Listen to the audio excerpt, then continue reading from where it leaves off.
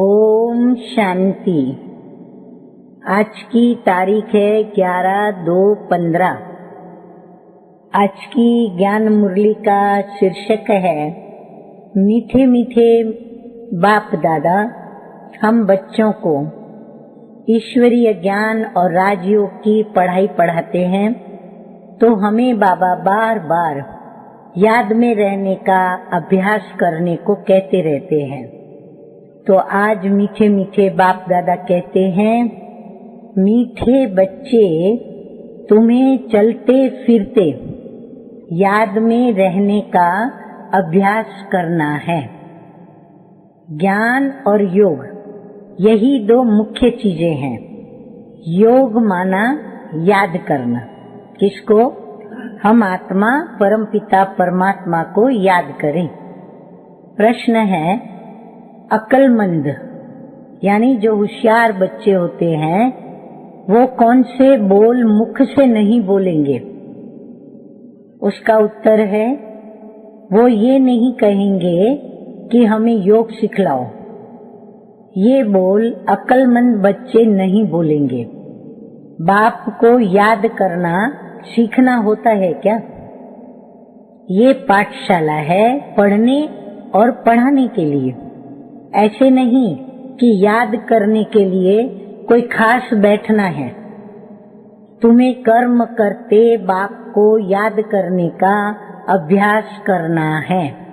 अपने प्रैक्टिकल जीवन में भी देखो, क्या कभी कोई बच्चा ये कहता है कि ठहरो थोड़ा, मैं अपने बाप को पहले याद करने बैठता हूँ, मैं अपनी माँ को याद करने बैठता हूँ, थोड़ा याद कर लूँ फिर मैं आता हूँ? कभी भी नहीं होता। ये भी नहीं कहेंगे कि मैं कैसे मम्मी पापा को याद करूं, मुझे सिखलाओ। ये तो स्वतः ही संबंध है तो याद आती है, स्नेह है तो स्वतः ही याद आती है। अच्छा, अब मुरली सुनते हैं। ओम शांति। मीठे मीठे शिव भगवान वाच ब्रह्मा बाबा के द्वारा तो मीठे मीठे बाप दादा कहते हैं कि अब रूहानी बाप बैठ रूहानी बच्चों को समझाते हैं। बच्चे जानते हैं कि रूहानी बाप इस रथ द्वारा यानी ब्रह्मा बाबा के तन द्वारा हमको समझा रहे हैं। अब जबकि बच्चे हैं तो बाप को व किसी बहन व भाई को कहना कि मुझे बाबा को याद करना सिखलाओ, ये रॉन्ग हो जाता है। तुम कोई छोटी बच्चियां तो नहीं हो ना। यह तो जानते हो कि मुख्य है रूह। रूह माना आत्मा, वह तो है अविनाशी और शरीर है विनाशी। बड़ा तो रूह हुआ ना, शरीर और आत्मा, उस दो में बड़ा कौन हुआ? आत्मा हुई। अज्ञान काल में ये ज्ञान किसी को नहीं रहता है कि हम आत्मा हैं, शरीर द्वारा बोलते हैं, देह अभिमान में आकर ही बोलते हैं कि मैं ये करता हूँ, मैं वो करता हूँ, मैं यहाँ जाता हूँ, मैं वहाँ जाता हूँ। अभी तुम देही अभिमानी बने हो।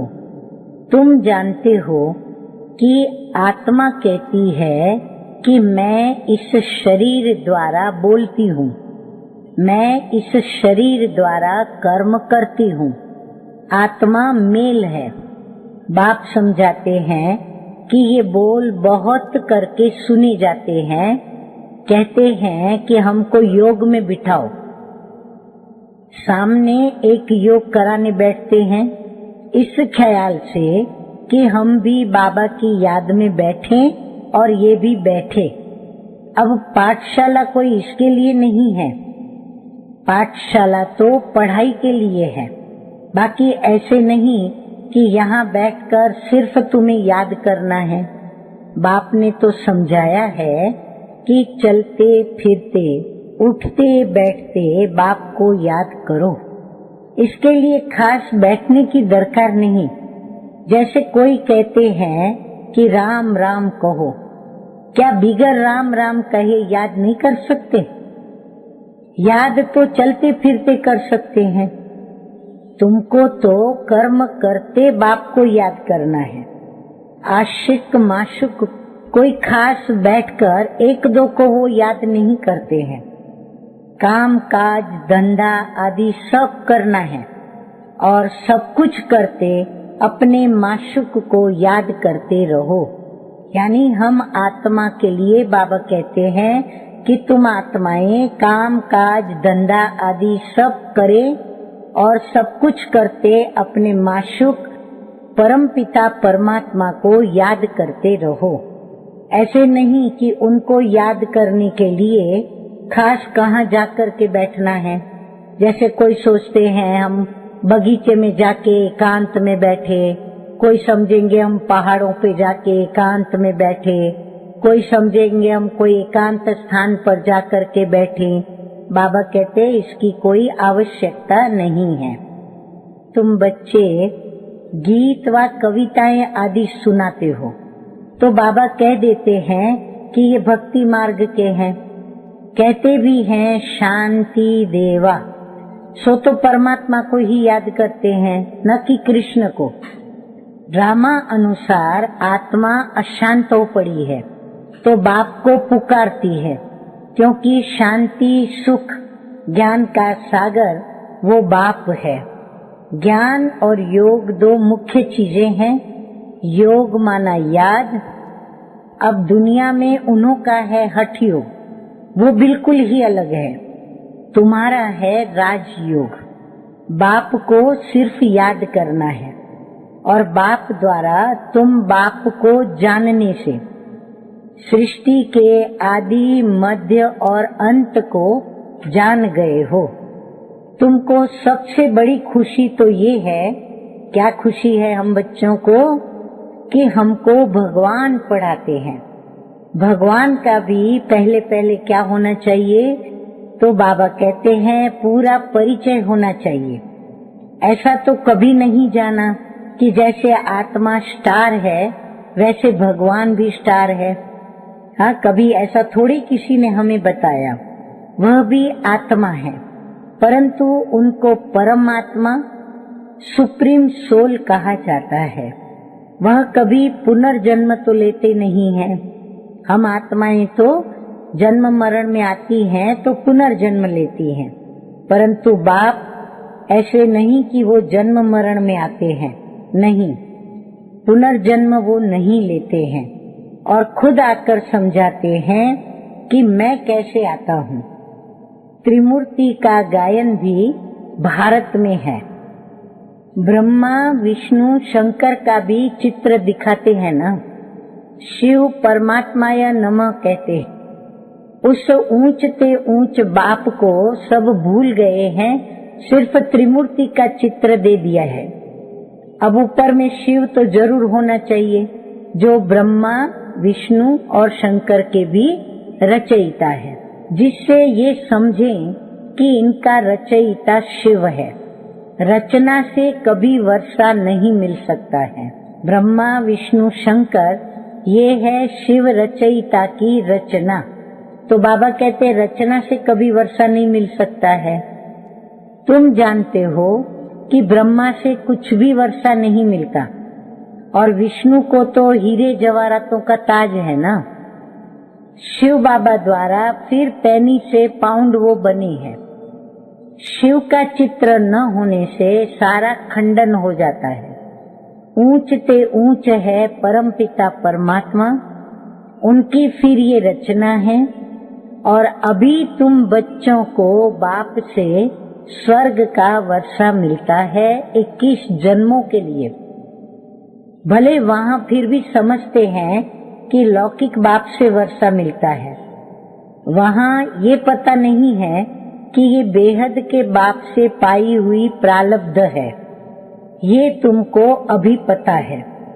अभी की कमाई वहाँ 21 जन्म चलती है।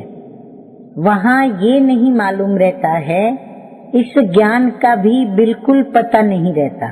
ये ज्ञान बाबा कहते हैं न देवताओं में है न शूद्रों में रहता है, और ये ज्ञान ये है ही तुम ब्राह्मणों में। ये है रूहानी ज्ञान। स्पिरिचुअल का अर्थ भी नहीं जानते हैं। डॉक्टर ऑफ फिलॉसफी कहते हैं डॉक्टर ऑफ स्पिरिचुअल नॉलेज एक ही बाप है। बाप को सर्जन भी कहा जाता है ना। साधु सन्यासी आदि कोई सर्जन थोड़े ही हैं। वेद शास्त्र आदि पढ़ने वालों को डॉक्टर थोड़े ही कहेंगे। भले टाइटल भी दे देते हैं, परंतु वास्तव में रूहानी सर्जन है एक ही बाप, जो रूहों को इंजेक्शन लगाते हैं। वो है भक्ति। उनको कहना चाहिए कि डॉक्टर ऑफ भक्ति अथवा शास्त्रों का ज्ञान देते हैं। अब उनसे फायदा कुछ भी नहीं होता, नीचे ही गिरते जाते हो, तो उनको डॉक्टर भी कैसे कहेंगे? डॉक्टर तो फायदा पहुंचाते हैं ना। तो ये बाप तो है अविनाशी ज्ञान सर्जन। योग बल से तुम एवर हेल्दी बनते हो। बाबा आके हमको ज्ञान से एवर हेल्दी बनाते हैं। अब ये तो तुम बच्चे ही जानते हो, बाहर वाले क्या जाने। उनको अविनाशी सर्जन कहा जाता है। किसको? परम पिता परमात्मा को। आत्माओं में जो विकारों की खाद पड़ी है उसे निकालना, पतित को पावन बनाकर सद्गति देना, ये शक्ति बाप में ही शक्ति है। ऑलमाइटी पतित पावन एक फादर है। कौन सा फादर? बेहद का, हेवनली गॉड फादर। ऑलमाइटी कोई मनुष्य को नहीं कह सकते हैं। तो बाप कौन सी शक्ति दिखाते हैं? सर्व को अपनी शक्ति से सद्गति दे देते हैं।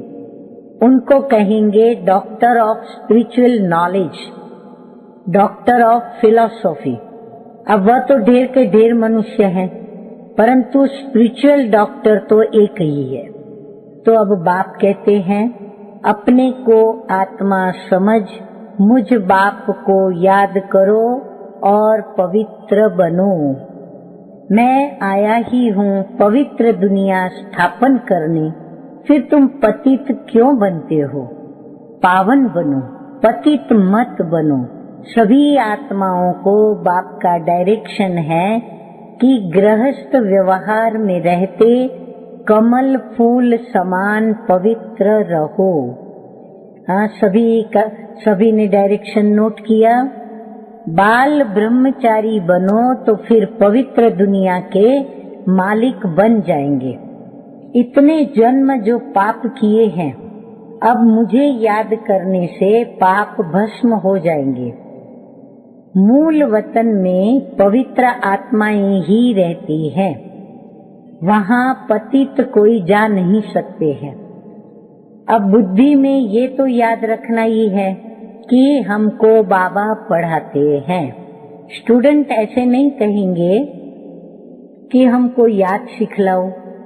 याद सिखलाने की क्या दरकार है? यहाँ संदली पर कोई न भी बैठे तो हर्जा नहीं है। अपने बाप को याद करना है। तुम सारा दिन धंधे दौरी आदि में रहते हो तो भूल जाते हो, इसलिए यहाँ बिठाया जाता है। ये 10-15 मिनट भी याद करें तो तुम बच्चों को तो काम काज करते याद में रहने की आदत डालनी है। आधा कल्प के बाद माशुक मिलता है। अब वो माशुक कहते हैं कि मुझे याद करो, तो तुम्हारी आत्मा से खाद निकल जाएगी और तुम विश्व के मालिक बन जाओगे। तो क्यों नहीं याद करना चाहिए?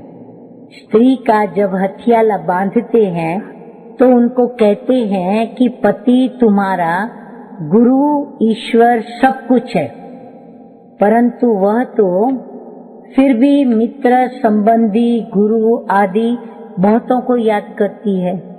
तो वो तो देहधारी की याद हो गई। अब ये तो तुम्हारा पतियों का भी पति है, उनको याद करना है। कोई कहते हैं हमको निष्ठा में बिठाओ, अर्थात योग में बिठाओ। परंतु इससे क्या होगा? 10 मिनट यहाँ बैठते हैं तो भी ऐसे मत समझो कि कोई एक रस होकर बैठते हैं। भक्ति मार्ग में किसकी पूजा करने बैठते हैं तो बुद्धि बहुत भटकती रहती है। नौधा भक्ति करने वालों को यही तात लगी रहती है कि हमको साक्षात्कार हो। वो आश लगाकर बैठे रहते हैं, एक की लगन में लवलीन हो जाते हैं, तब साक्षात्कार होता है। उनको कहा जाता है नौधा भक्त। वह भक्ति ऐसी है जैसे आशुक और माशुक, खाते पीते बुद्धि में याद रहती है, उनमें विकार की बात नहीं होती। शरीर पर प्यार हो जाता है तो एक दो को देखने के बिगर वो रह नहीं सकते। अब आगे मीठे मीठे बाप दादा कहते हैं कि अब तुम बच्चों को बाप ने समझाया है। क्या समझाया है? कि मुझे याद करने से तुम्हारे विकर्म विनाश होंगे। कैसे तुमने 84 जन्म लिए हैं और बीज को याद करने से बाबा कहते हैं कि सारा झाड़ याद आ जाता है। ये वैरायटी धर्मों का झाड़ है ना। ये कल्प वृक्ष के विषय में बाबा बता रहे हैं। बाबा कहते हैं कि ये सिर्फ तुम्हारी ही बुद्धि में है कि भारत गोल्डन एज में था, अब आयरन एज में है।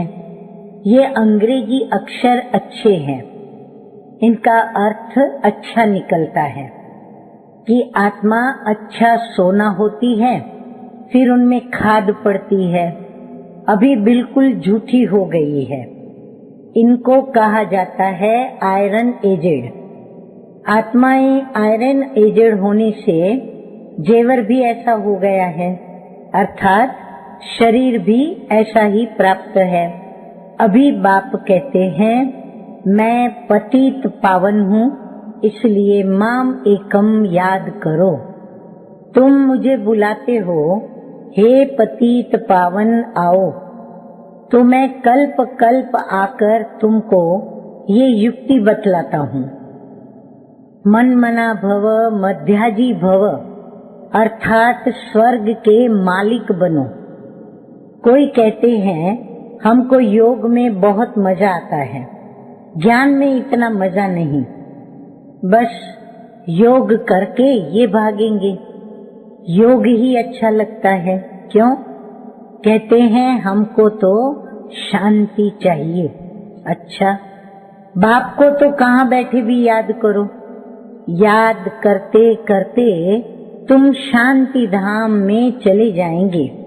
इसमें योग सिखलाने की बात ही नहीं है, बाप को याद करना है।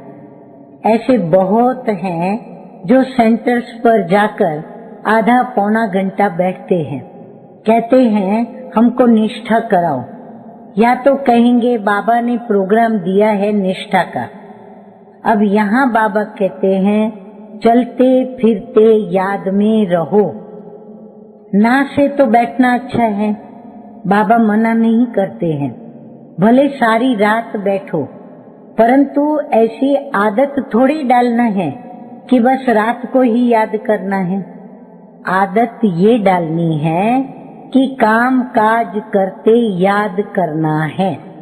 इसमें बड़ी मेहनत है, क्योंकि बुद्धि घड़ी घड़ी और तरफ भाग जाती है। भक्ति मार्ग में भी बुद्धि भागती है, फिर अपने को चुटकी काटते हैं। सच्चे भक्त जो होते हैं उनकी बाबा बात करते हैं, तो यहाँ भी अपने साथ ऐसी ऐसी बातें करनी चाहिए। बाबा को क्यों नहीं याद किया? याद नहीं करेंगे तो विश्व के मालिक कैसे बनेंगे? आशिक माशुक को तो नाम रूप में फंसे रहते हैं। यहाँ तो तुम अपने को आत्मा समझ बाप को याद करते हो। हम आत्मा इस शरीर से अलग हैं और शरीर में आने से कर्म करना होता है। बहुत ऐसे भी हैं जो कहते हैं कि हम दीदार करें। अब दीदार क्या करेंगे, वह तो बिंदी है ना। अच्छा, कोई कहते हैं कृष्ण का दीदार करें। कृष्ण का तो चित्र भी है ना। जो जड़ है सो फिर चैतन्य में देखेंगे कि इससे फायदा क्या हुआ। अब साक्षात्कार से थोड़ा ही फायदा होगा। तुम बाप को याद करो तो आत्मा पवित्र हो। नारायण का साक्षात्कार होने से कोई नारायण थोड़े बन जाएंगे। बाबा कहते हैं कि तुम जानते हो हमारी एम ऑब्जेक्ट है लक्ष्मी नारायण बनने की, परंतु पढ़ने बिगर थोड़े ही बनेंगे। तो पढ़कर होशियार बनो, प्रजा भी बनाओ, तब लक्ष्मी नारायण बनेंगे। तो मेहनत है। पास विथ ऑनर होना चाहिए, जो धर्मराज की सजा भी न मिले। बाबा कहते ऐसे पास होना चाहिए। अब ये मुरब्बी बच्चा भी साथ है, ये भी कहते हैं कि तुम तीखे जा सकते हो। बाबा के ऊपर तो कितना बोझा है, सारा दिन कितनी ख्यालातें करनी पड़ती हैं। हम इतना याद नहीं कर सकते हैं। भोजन पर थोड़ी याद रहती है, फिर भूल भी जाते हैं। फिर समझता हूँ कि बाबा और हम दोनों सैर करते हैं। सैर करते करते फिर बाबा को भूल जाता हूँ। तो ये खिसकने की वस्तु है ना। हाँ, बाबा अपना अनुभव बताते हैं कि कैसे मैं भोजन पे पुरुषार्थ करता हूँ, फिर मैं वापस सैर करने जाता हूँ तभी पुरुषार्थ करता हूँ, लेकिन फिर बाबा की याद खिसक जाती है। तो बाबा कहते ये खिसकने की वस्तु है ना, घड़ी घड़ी याद खिसक जाती है। अब इसमें बहुत मेहनत है। याद से ही आत्मा पवित्र होनी है।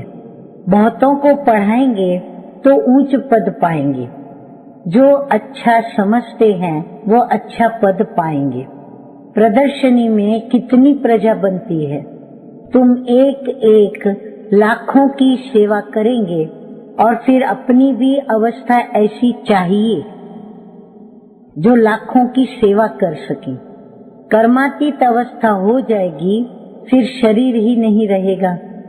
आगे चल तुम समझेंगे कि अब लड़ाई जोर की हो जाएगी, फिर ढेर तुम्हारे पास आते रहेंगे, महिमा बढ़ती जाएगी। अंत में सन्यासी भी आएंगे, बाप को वो भी याद करने लग पड़ेंगे। उनका पार्ट है मुक्ति धाम में जाने का। नॉलेज तो वो लेंगे नहीं। तुम्हारा मैसेज सभी आत्माओं तक पहुंचना है। अखबारों द्वारा भी बहुत सुनेंगे। कितने गांव हैं, सबको पैगाम देना है।